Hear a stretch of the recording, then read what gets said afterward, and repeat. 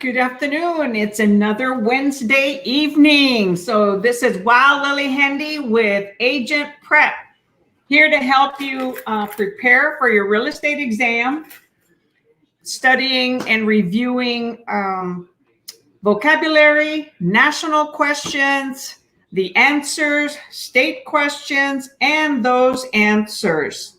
So get ready for a fun hour of prepping and get involved.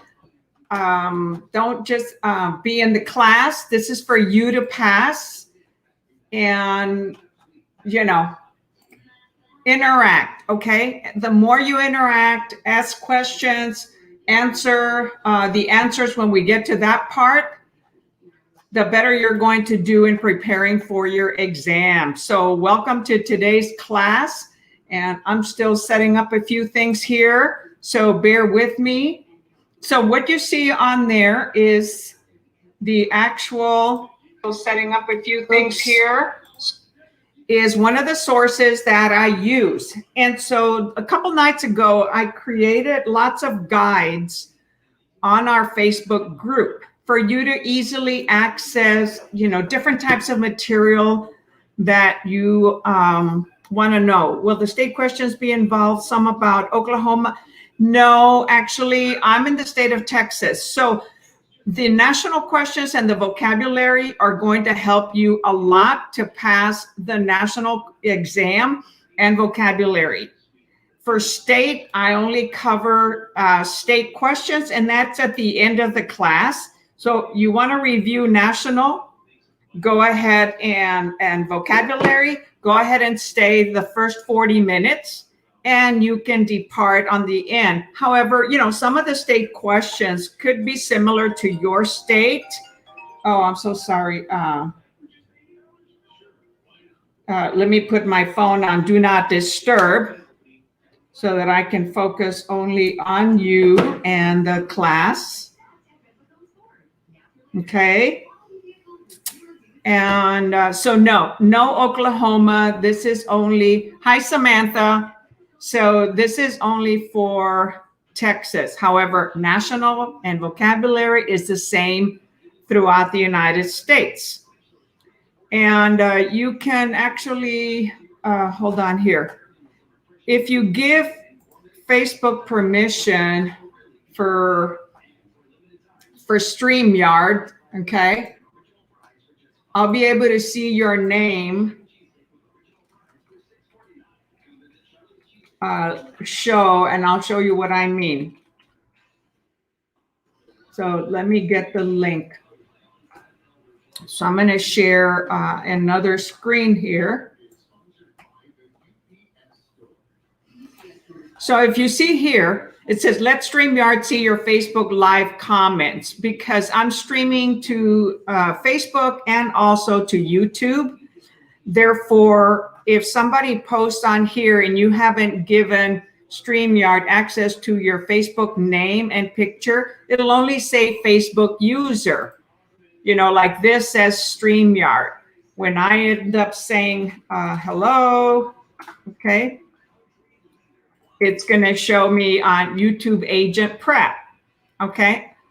And otherwise, I end up posting, okay, on the, darn it, where's my, what happened to my Facebook? Hold on. Oh, there it is. Okay, so Samantha, if you can do that, if you're going to stay here with us, I would highly recommend that you do. So, or should I only care about vocabulary? No, you want to care about all the questions. However, in this class, it is vocabulary and national, and the state is with Texas. Okay?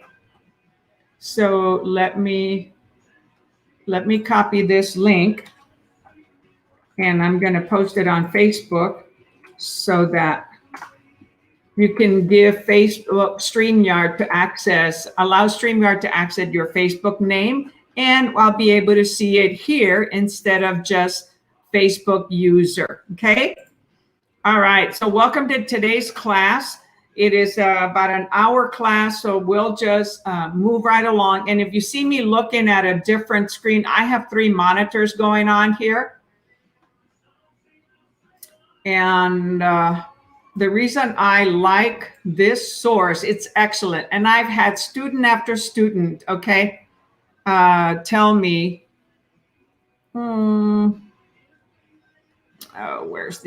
tell me that this exam has helped them tremendously, even though it's an old source. Because a lot of the national questions are the same. The ones that change are the state, right? Because state laws change, but national pretty much doesn't. Okay, so hold on here. Hold on, I'll get my act together here in a moment. So, gosh.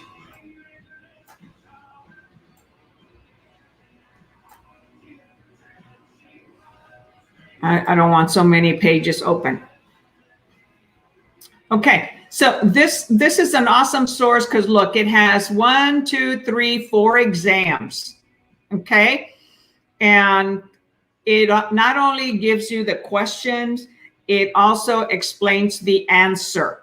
So you're not going to have to go and research all the answers because it's going to give you the answer with an explanation. It has also a glossary. A lot of prep books don't include glossary, which is vocabulary, key terms, a little refresher course, test preparation techniques, and what the real estate sales exam is about.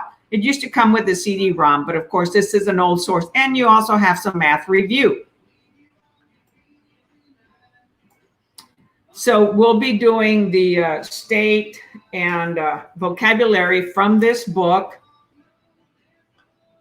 So let me get my notes from last class because I do this pretty much every Wednesday.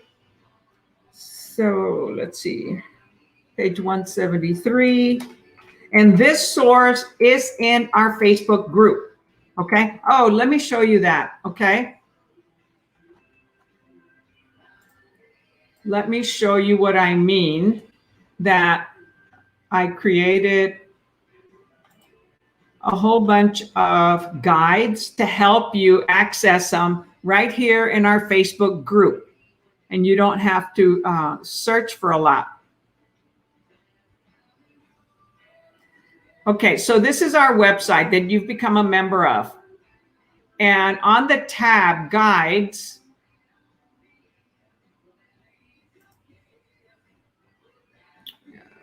okay, you see there's different guides, and it says what you don't know about EXP. Okay, so I'm with EXP Real Estate Company. EXP Realty, and it's an awesome company. And this will let you know a little bit about EXP. And I am looking for members. Then there's Guide 2, Vocabulary. And so when you click on these guides, there's different.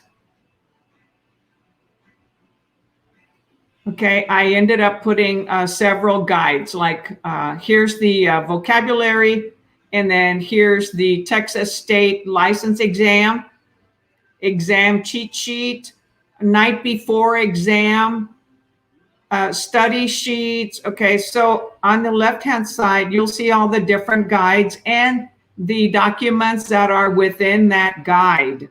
So I think I added 9, 10, 11, 12, 13, 14 different guides. So here's practice exams, principles of agency, closing disclosure, which today it's called the CD, settlement statement, contracts. This is Texas contract clauses, Fair Housing Acts. Learn about estates. Okay, there's different types of estates, life estate, lease estate, and math review, national exam reviews, property ownership. Okay, there's multiple ones, acronyms of different words like TILA, TREC, and RESPA, and then the Texas Real Estate Sales Guide Exam. Okay, this one itself, okay, is the whole guide okay, of 4 exams. Okay, how come I don't see the, I created a post on it, so I don't think it's got them in order here. So anyway, there's a lot of material. I spent several hours doing this for you, okay? If you're not comfortable doing it that way and finding the different sources there, you can go under Files. Oh, bummer.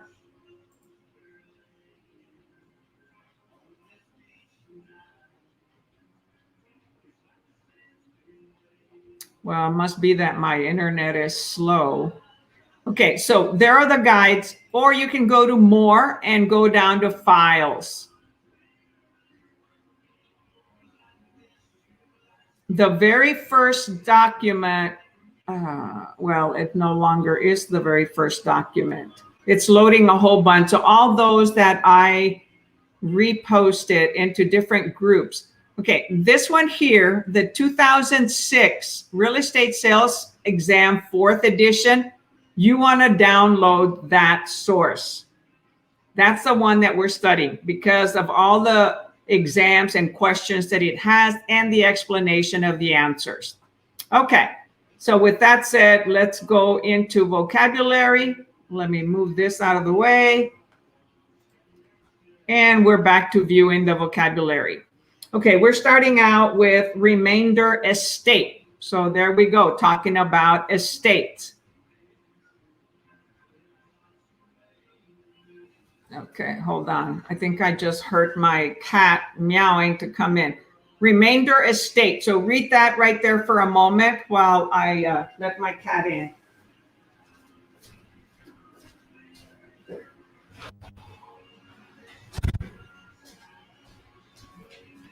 You know, it's just like almost like having kids.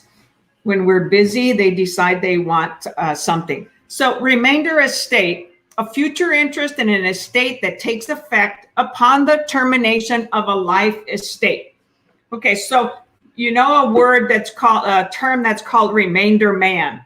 So there's a the owner, the person that is in the life estate, and a remainder man. So when the estate expires and the owner doesn't want that property back, that estate, it terminates and it goes to a third person, which is the remainder person, remainder estate. So it's a future interest in an estate. An estate is basically you have an interest in real estate. That's why it's called real estate. You have a real interest in property. And that remainder estate is what happens to the property when the life estate ends. It goes to the remainder person. And so that's in another type of estate. Remaining balance. Okay, if you've bought a home or an investment, or you have a credit card, you have a remaining balance, right? If it's not paid off at each month.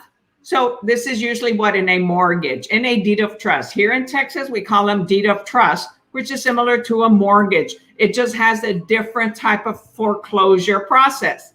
So in a mortgage, the amount of the principal that hasn't been paid yet, okay, that is the balance. So whenever you're paying a mortgage, okay, a loan, you have what is called PITI. No, that's some of the acronyms. Principal, interest, taxes, and insurance. So if the loan is for greater than 80%, let's say it's 82%, 85, 90%, or it's an FHA loan, therefore it's only 3.5% down, then property mortgage insurance or mortgage insurance premium has to also be paid. And that is paid for on FHA for the life of the loan, the mortgage insurance premium, okay, the PMI, private mortgage insurance. Once you have 20% equity, you can ask the lender to remove that and they'll do an appraisal and you won't have to pay that amount every month, which could be from 100 to 150 or more, depending on the property loan value. So that can lower your, don't expect banks to do things for you without us asking, or don't expect anyone in your business of real estate to do things for you. You need to be proactive. You want to be successful in whatever you do, you need to be proactive and ask lots of questions and take action.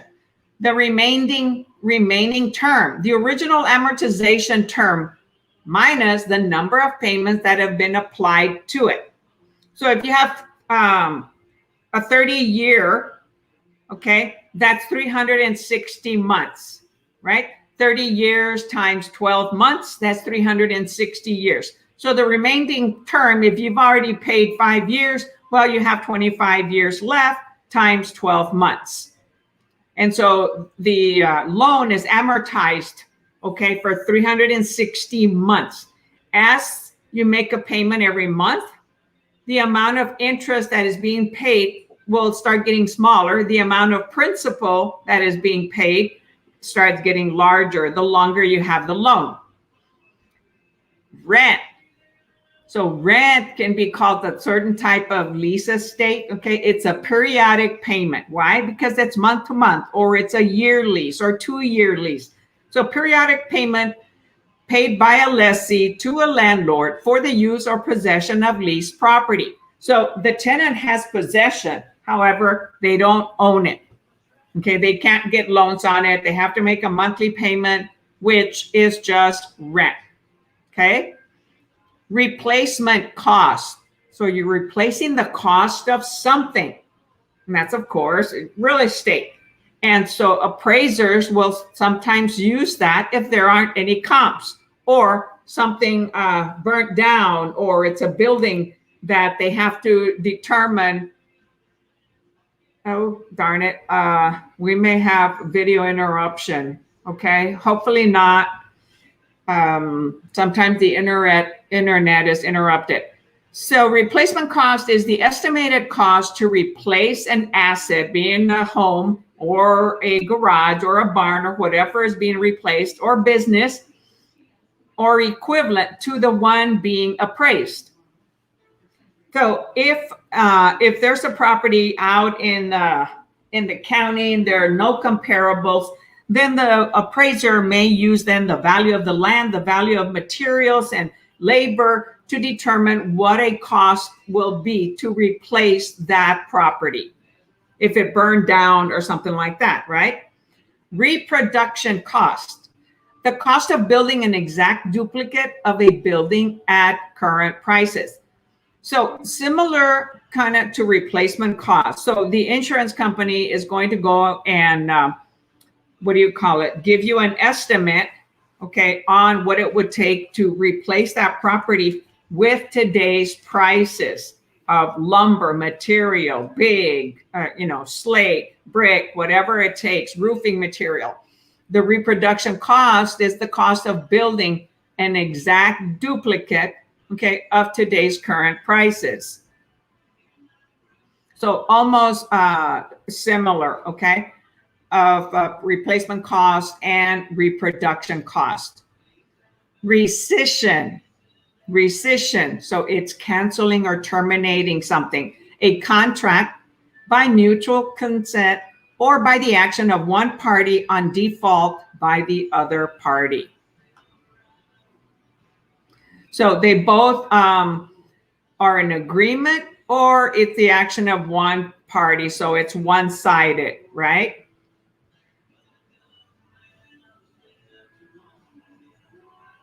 Restriction, restrict covenants. So subdivisions, okay, that have a homeowners association or property owners association, they may be gated, maybe not. They're going to have certain restrictions that are tighter than the city zoning. So these take precedence because that builder, that developer first has to meet the zoning of the city, and then they can create tighter ones that say, well, we want houses that are 2,000 square feet, 2-story high, brick, sidewalk, 2-car garage, and fenced. Okay, these are all restrictions. And you can't have, mobile homes. You can't have a whole bunch of dogs, cats. So they can put a lot of different restrictions on that. And an HOA then helps in maintaining or enforcing those restrictions. And who runs the HOA? Other members that live in that subdivision. So it's a limitation on the way a property can be used.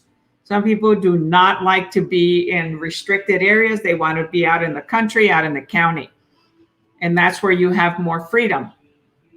Reversion, the return of interest or title to the grantor of a life estate. Okay, so we had remainder estate, and this is reversion.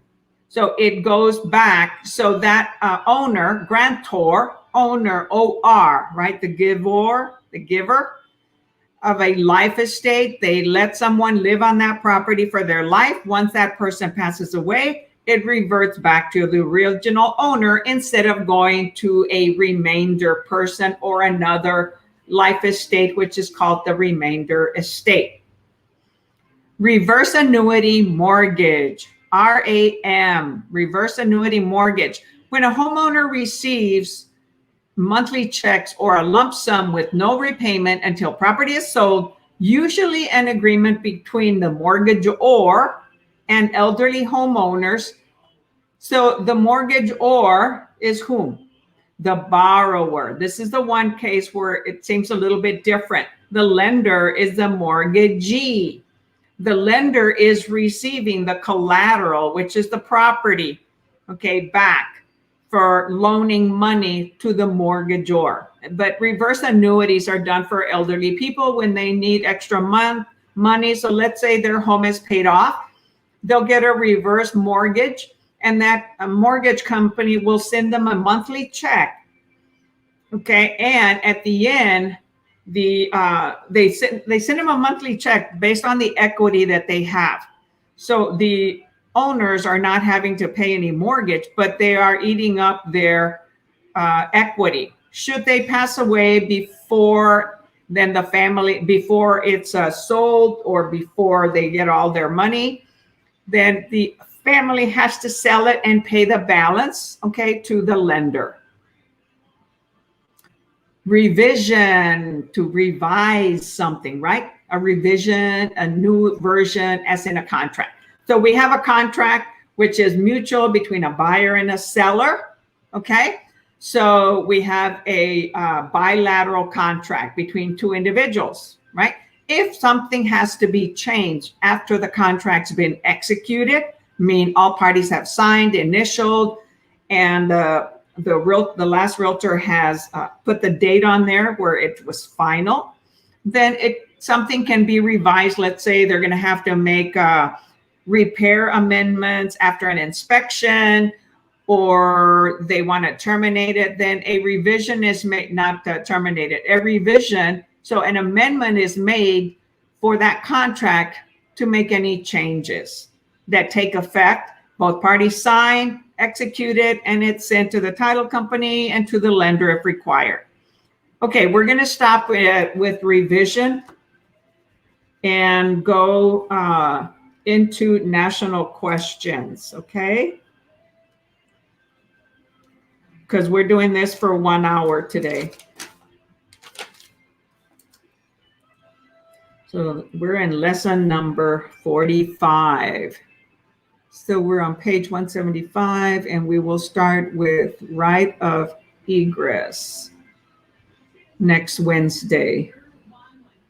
Egress.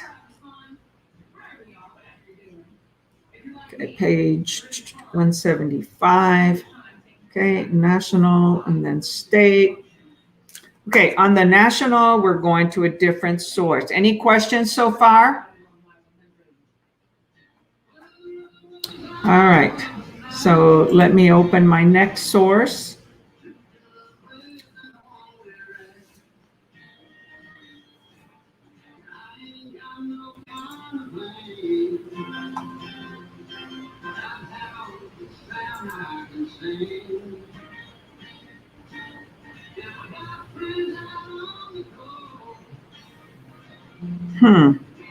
Why is my Kindle not opening?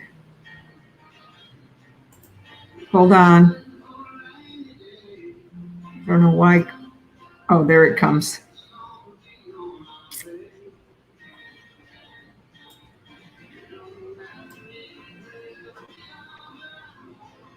Yeah, this other book I bought through Amazon, and it was a downloadable file.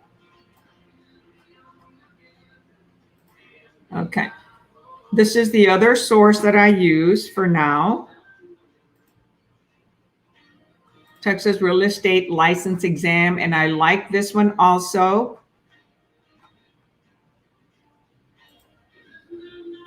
Okay, because it also has, hold on, let me reduce this.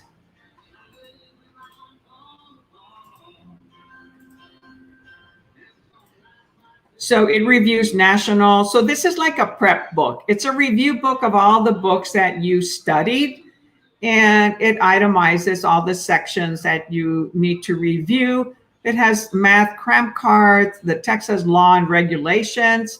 So there's got to be something similar for Oklahoma or other states. There's a lot of material out there. There's also a lot of information free online. National practice test, Texas practice test, and then a final Texas license examination, which will include the two. And what I like also is that it explains the answers. Okay. All right. So with that, we're going to question 141.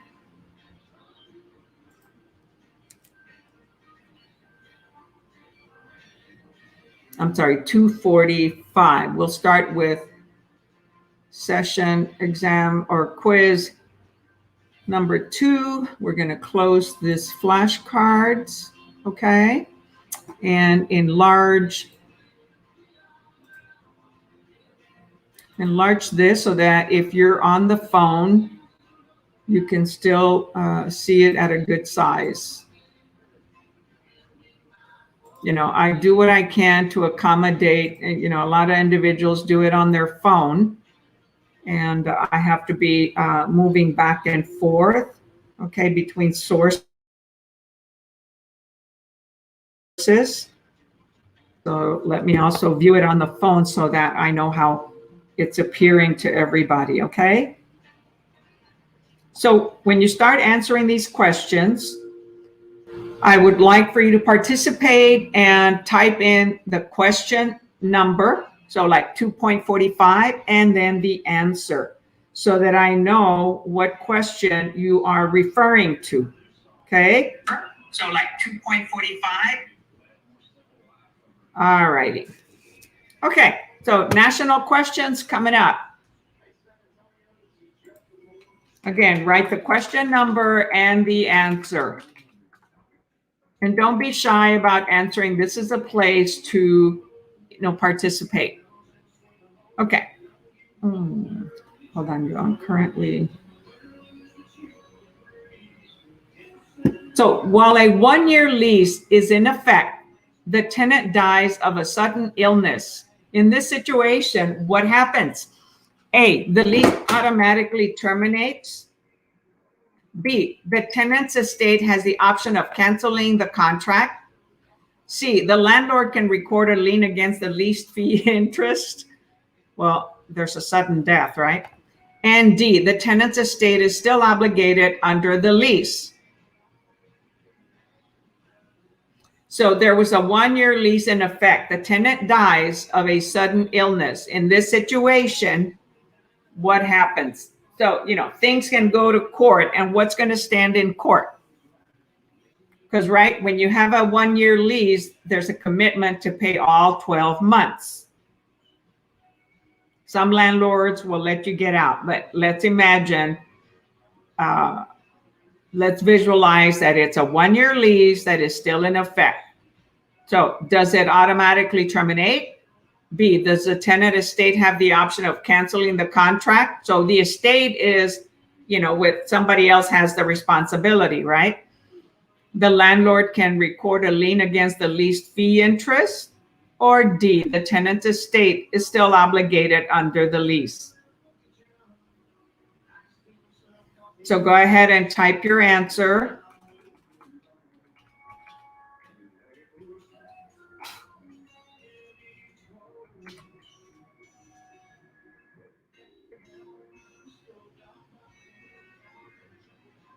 So who is still here with me?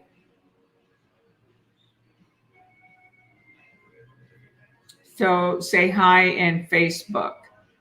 Okay.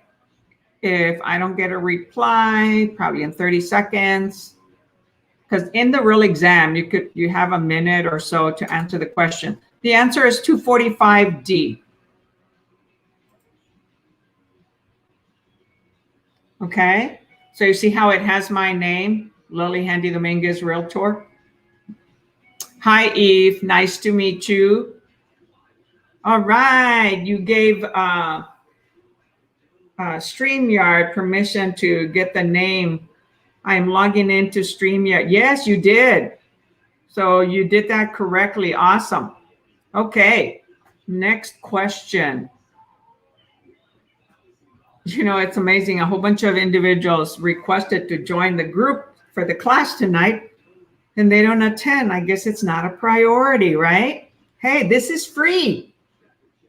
Take advantage of it. Number 46. 3 students rent a house together, and all 3 sign a 1-year lease. 6 months later, 2 students move out. Which of the following is true of the remaining rent obligation? Okay, let me reduce the font so that we can see it all in one page. Okay. So A, the remaining tenant is responsible for the full rent obligation. B, the remaining tenant is responsible for 1/3 of the rent obligation. C, the lease is canceled due to abandonment, therefore the rent obligation is extinguished. And D, the departing tenants have no further rent obligation.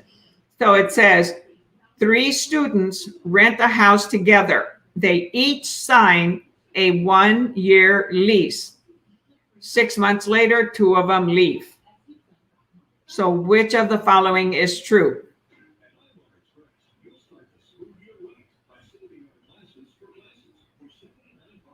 So typically, property management will create 3 different leases, 1 for each person, and each person is responsible for their. But in other leases, in other places, sometimes it might be 1 lease that is signed by all 3, but typically it's separate leases.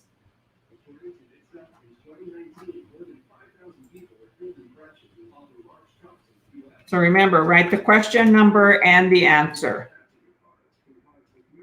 So if somebody remains there, now they're going to use the whole property, right? So the answer is A. The remaining tenant, okay, is responsible for their full rent obligation. Multiple tenants who sign a single lease, very good, E, lease are jointly and severally responsible for fulfilling the lease obligation. Thus, if one renter abandons the apartment, the other renters are liable for the rent. So whoever stays there is now responsible for the remainder of the rent. Very good. Number 247. A tenant transfers a portion of the leasehold interest to another party. The instrument that accomplishes this transfer is A or an A, deed, B, novation, C, sublease, D, reconveyance. So remember, this is a leasehold. So somebody is holding an interest in a property in a lease. They don't own it. So what happens when that person transfers it to someone else? What's it called?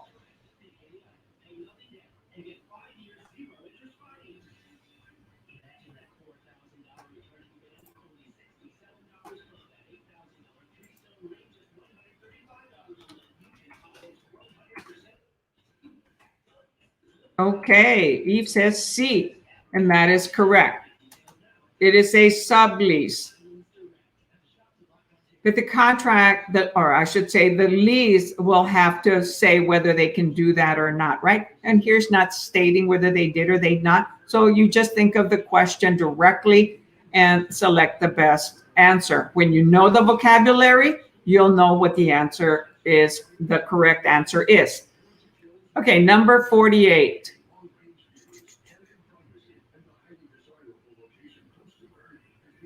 VJ enters into a lease for his new store. So it's a commercial lease, right? The provisions of the lease require VJ to pay the operating expenses of the premises, such as janitorial and repair expenses. This is an example of what kind of lease? A gross lease. So let's see the question. So the provision lease requires VJ to pay operating expenses of the premises, okay, in addition to the rent. So what kind of lease is that? A gross lease? A, B, percentage lease, C, land lease, or D, net lease?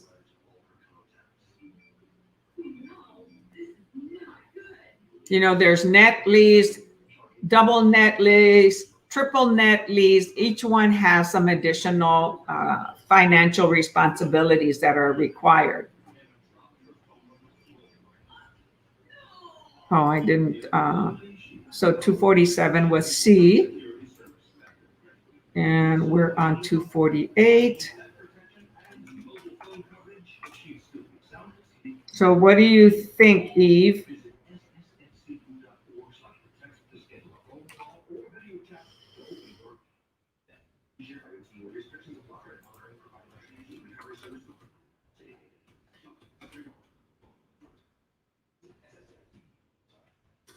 So the answer is D, net lease. Oh no, gross lease, no.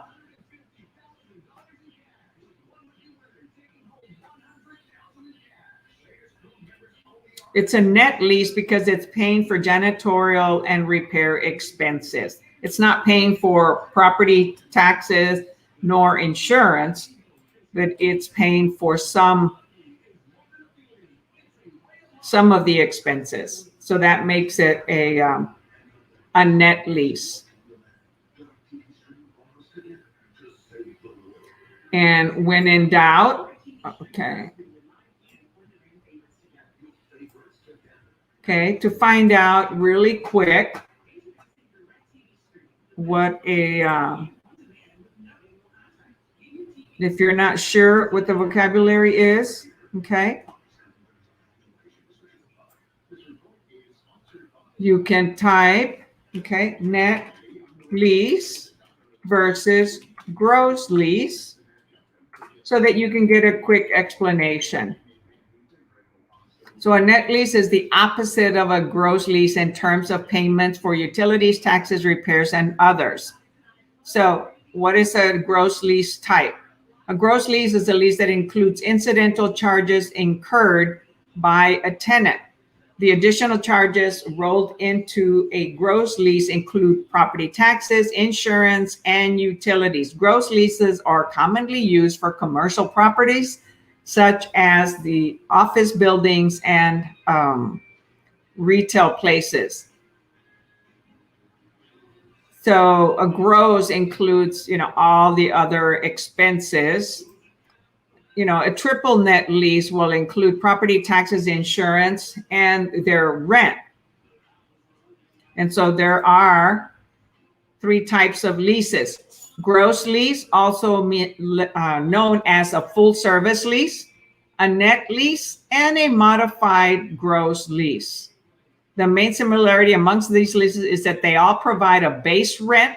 So you could have $500 a month, variation around who pays for which operational expenses.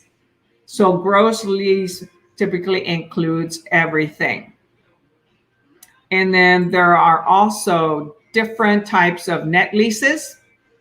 Okay, there are 3 main types: single net lease, double net lease, and triple net leases. They pay one of 3 expense categories: taxes, maintenance, and insurance fees. So almost like a gross lease.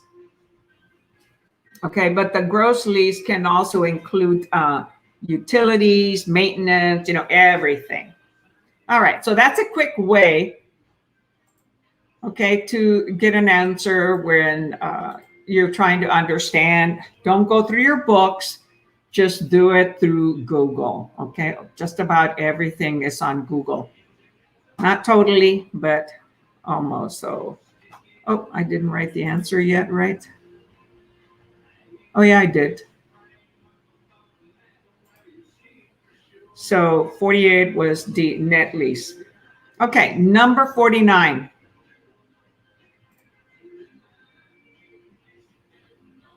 So a tenant obtains a full service lease. A full service lease, right? What did I just read? Okay, where the landlord agrees to pay all operating expenses in exchange for an additional $5 rent per square foot. Another term for this lease is A, gross lease, B, proprietary lease, C, exchange lease, or D, full service net lease.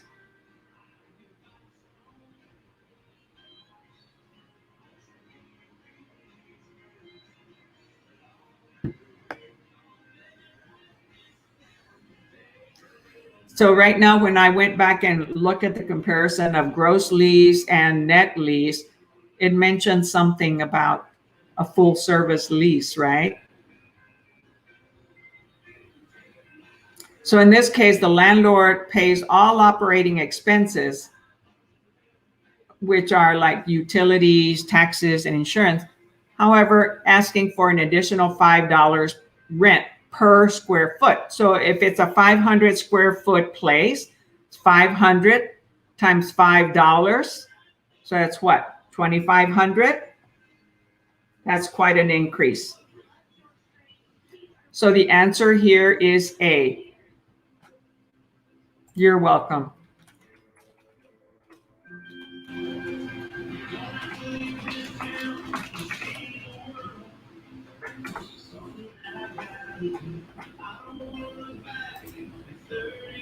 Okay, so gross lease.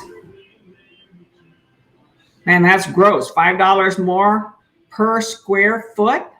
That's a lot. But it depends, okay?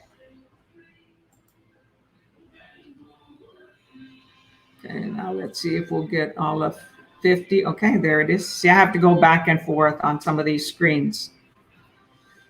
Okay, we'll do one more question and then we're going into state. So 250. Which of the following circumstances is most likely scenario for a ground lease? A ground lease, okay? A, developer wants to acquire a necessary parcel that separates two parcels she already owns. B, an owner developer wants to retain ownership of the land portion of the improved real property. C, a fast food company wants to place a restaurant in an existing building without either land or improvement. And D, a farmer wants to sell his property to a mining company. Okay, so it's talking about which of the following circumstances is most likely scenario for a ground lease. So what's ground? Doesn't include the improvements, right?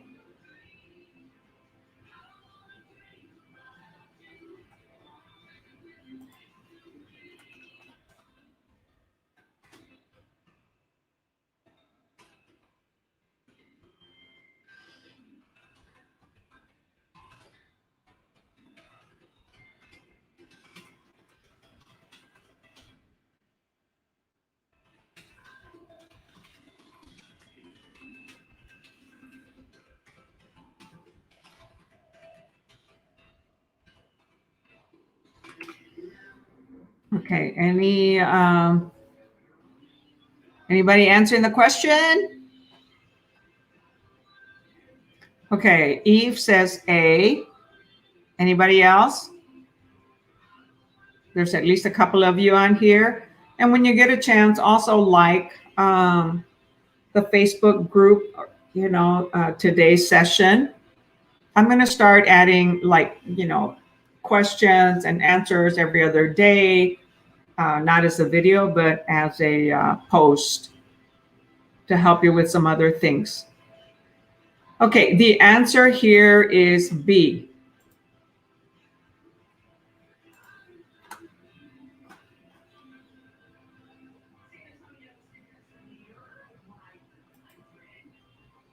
So an owner developer wants to retain ownership of the land portion of the improved real property.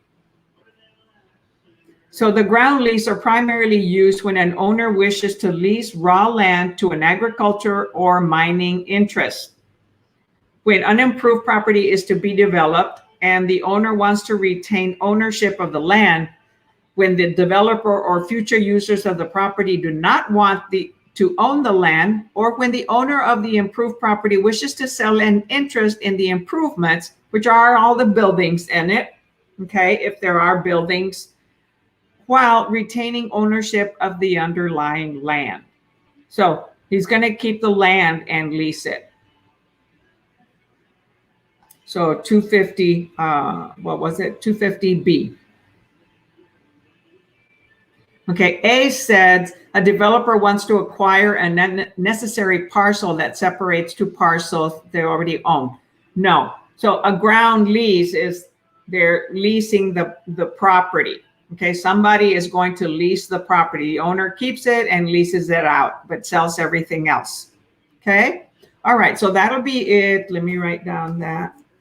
For national questions, so we're on page, so we'll start with 2.51, page 142, and answers are on 248. All right. So again, this source, okay, we were using today was for the national portion, the Texas Real Estate License Exam Prep, which and this was published in 2020. Okay, so let's go to the other source.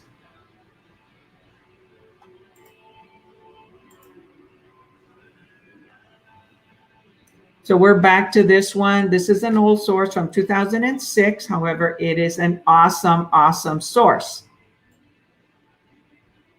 So let me organize my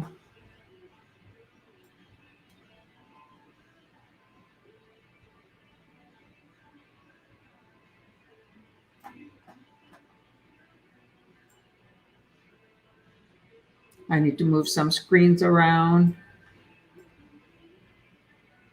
Oh, come on. So bear with me here.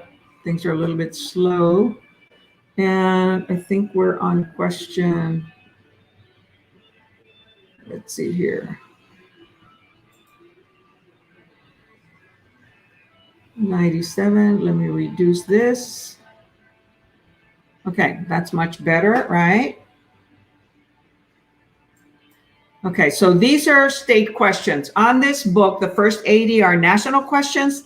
The last 30 are state. Okay, this is an old book, so it only has 110 questions, where today you're taking 80 national or 85 national and 40 state. Okay, so bear with me, 1207.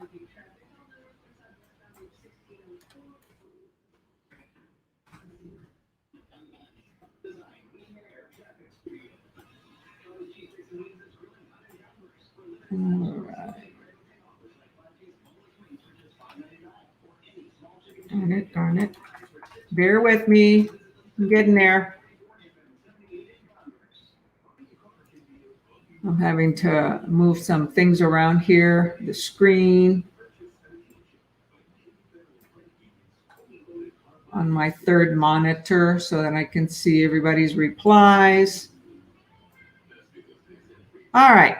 So we're starting out with question number, I think it's question number 97. Okay, put your state thinking cap on. And this is for Texas state questions, okay, not other state. The material we just covered is for national. This is for Texas state only. However, some of them are going to be similar in other states. However, other legal questions, contracts, and things like that have to be done on that particular state. So do not depend on this if you're here from another state. Okay, 97. Which of the following is not a loan fee? Oh, we did that one, but that's okay. I started reading it. As identified in paragraph 12 of the Texas Real Estate Commission promulgated condition contract or addendum. So A, buy down fee, B, loan funding fee, C, loan origination fee, or D, loan commitment fee. See, I know that. So the answer here is B. Very good, Eve.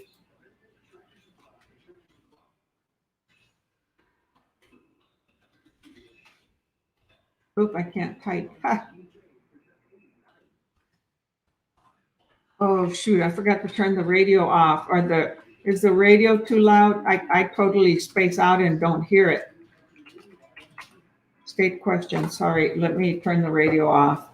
We're almost at the end of class.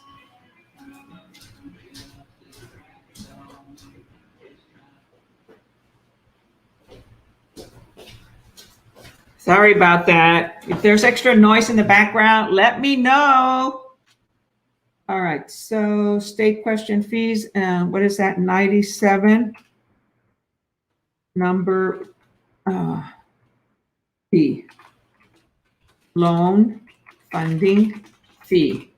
Okay, so that one is not a loan fee that lenders will charge. Okay. All right, for that, review your contract carefully. All right, number 98. Anthony is a salesperson. Let me take that out. It's a salesperson and independent contractor, right? All of us are salesperson and independent contractors, right? So recently left his broker at Country Realty and joined Citywide Realty, right? Went from the country to Citywide. He left Country Realty because before the closing of a sale he made while he was with the broker. Which of the following is true?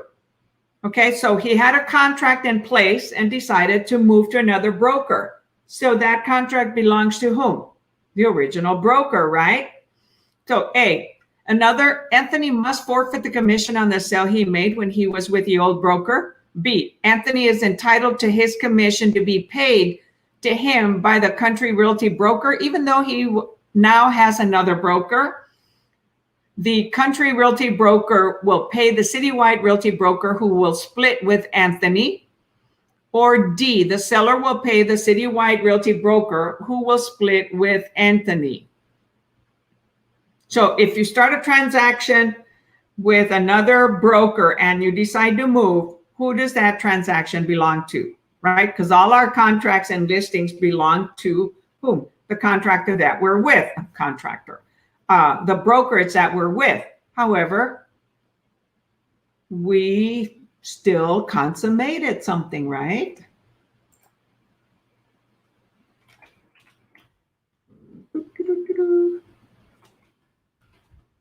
Okay, so hey, Lupe, how you doing? Welcome back, Carter.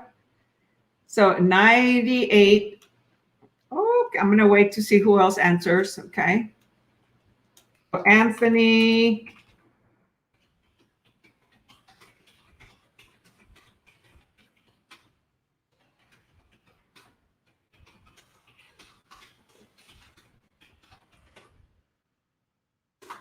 So the answer is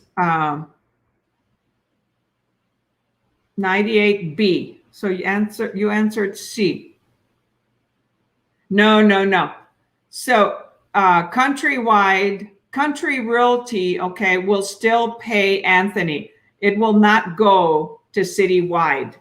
Okay, the commission stays there with the brokerage that he was at, because that's where the transaction got consummated. That's where the seller is paying the commission to, and they will, Anthony can go pick up the check at that company. It does not go to Citywide, who will split with Anthony. No. Okay. Doesn't work that way. So never be afraid to move companies if you find that another brokerage is going to be a better solution for you you will still get your money earned, and the majority of them will let you take your listings with you because you're the one that people want to work with, not so much the brokerage, okay, but with you. Now, there's certain high-end companies, $1 million companies that do predominantly high-end properties, $1 million, 2, 3. Sometimes they don't want to transfer the listings with you because they say their reputation is the one that attracted those listings, and they pretty much referred them to you. Okay, so some of them won't. All right, so that was number 98.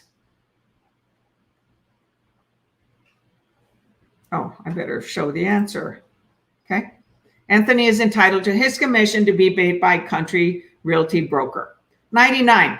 An earnest money check has been returned to the title company by the prospective buyer's bank marked NSF. Acronym, not sufficient funds. No money in the bank, no money in the bank. So now they got to pay a fee. So what should the listing agent do? A, inform the seller. B, redeposit the check. C, contact the buyer for an explanation. Or D, tell the title company to run it through again. If you run it through again, there's going to be additional fees. And for some reason, maybe they wanted to back out of the transaction, okay?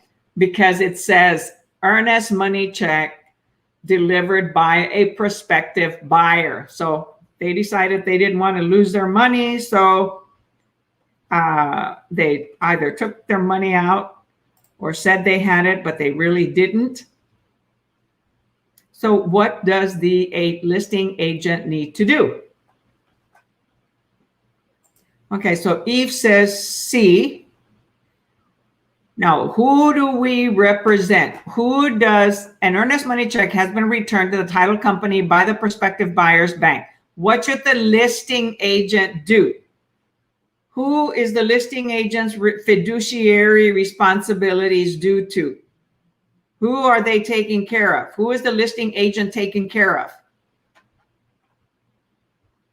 The listing agent is taking care of who? The seller. Right? That's who they represent. So 99 is A, which is inform the seller. That's about all the agent can do at that point. They cannot make any decisions about redepositing the check. Who has it? The title company. It says, what should the listing agent do? Redeposit the check? Well, no, they don't have the check. Contact the buyer? No, that's not their client. Tell the title company to run it through again? No, title company's not going to do it anyway. Okay, it already came back not sufficient. It's no good. So 99 is inform the seller because that is the responsibility of the listing agent. And more than likely, put it back on the market unless the seller wants to sue the buyer. But if they were in the option period, the buyer backed out.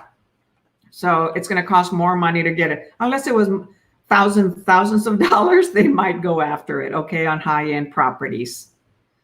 Okay, we'll do one more question, end at 100, and we'll call it a night. All right, thank you for participating. You all are doing awesome. Okay, seller, very good.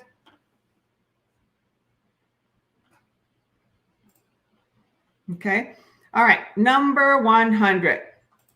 A Texas deed lists both the wife and the husband as owners of the property in which they have taken up residence.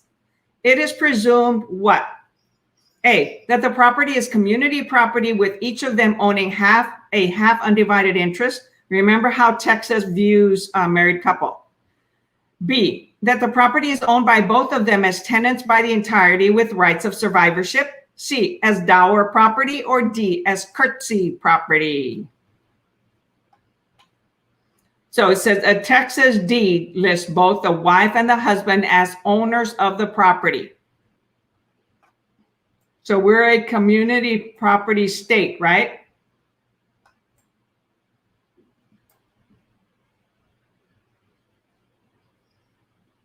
Oh, shoot. I spoke before letting you answer. Okay, Lupus says 100A. Eve says 100A. Okay, you both got it right. Hope it was before I gave the answer. All right, so the property, oops, I'm writing the answers. I decided to start doing this. Property is community property with each of them owning a half undivided interest. Okay, so Texas is a community property state. Okay, keep in mind the other states. So like B, it says that there are tenants by the entireties with rights of survivorship. That's one of the types of ownership that you study on the national. And so that applies to a lot of other states, but not to Texas. So it's similar to that. So that means in this one, tenants by the entireties, when one of the spouses dies, their 50% goes to the surviving spouse. Yeah, they're a spicy spouse, right? It goes to the surviving spouse, not to the heirs, whoever survives them. And in a community property state, you know, it's divided 50-50. However, if they end up having children when one of them dies, then, you know, it depends. Okay. All right. So we're calling it a night with question 100, and we will start at question 101. So very good, all of you. Do you have any questions before we call it a night? And let me remind you all, I had other students remind me, and they forgot that I'm an EXP realtor. Okay, so I had a young lady join yesterday from Dallas, but and she's one of my messenger groups, and she's in this group, and she said, "Hey, Lillie, I had somebody reach to me, and you know, occasionally I post something about EXP. Okay, I don't want to bombard you guys. You're here to learn. However, you're going to have to decide to choose a broker. And no, I am with EXP Realty. I was informed, I was advised by several of my students, because some of them chose other EXP Realtors or went to other companies because they didn't realize I'm with EXP Realty. So I tutor this. Okay, I'm not like a prep agent, Joe Juder. Okay, I don't think is a realtor. He just does education. I do both. I'm a realtor, I'm a mentor, I'm an investor. Okay, so, you know, talk to me about EXP Realty. And so I'm going to be posting every now and then to remind everybody that I am a realtor with EXP Realty, and I'm looking for realtors to partner with me. Okay, we have an awesome group called the Dream Team, and the main owner of that Dream Team is Kyle Handy, and he created our own website for each of us to explain the benefits about EXP, and has courses and everything that he's been creating for several years. And so anyone that joins our Dream Team, that you select me as your sponsor, you're going to have access to this wonderful website and access of information, courses, in addition to whatever EXP has to offer, and costs you nothing. It's going to cost other people money, but it will cost you nothing if you join me and our Dream Team at EXP. So enough said of EXP. You can go to the link that I posted on our, I pinned it, and it's called dreamteam.zone/Lillie Handy Dominguez. And you can click on that link, okay, and learn about EXP, okay, because you're going to be interviewing and getting calls from a lot of people. So I just posted it on Facebook. You can click on that link and watch the little 15-minute video, read about EXP, our benefits, the fact that we have insurance. We've got, of course, you pay for it, but you pay for it at a large discount, covers you and your family. and 80-20 split. And, you know, you have multiple ways of earning income and multiple streams with EXP, tons of education, a lot of collaboration. It's an awesome, awesome, awesome company. I've been with a lot of company, and those of you have known me for years and been following me. I used to be with Keller Williams, and I had drank that red Kool-Aid. However, during COVID, it no longer became the best solution for my students and for me. Okay, I'm always looking for something better for all of us. Okay, this is a two-way street. I'm here to help you, and you also will help me if I ever screw up. I learn from others all the time, always learning. Okay, any questions before we call it a night? Hey, and so I'm Wild Lillie Hendy because I've got that high energy, and I'm also the fearless realtor coming to you from San Antonio, Texas. And some of my students, Lupe Teran, he is from South Texas. You're welcome, Eve. Talk to y'all later. Until next time. Good night.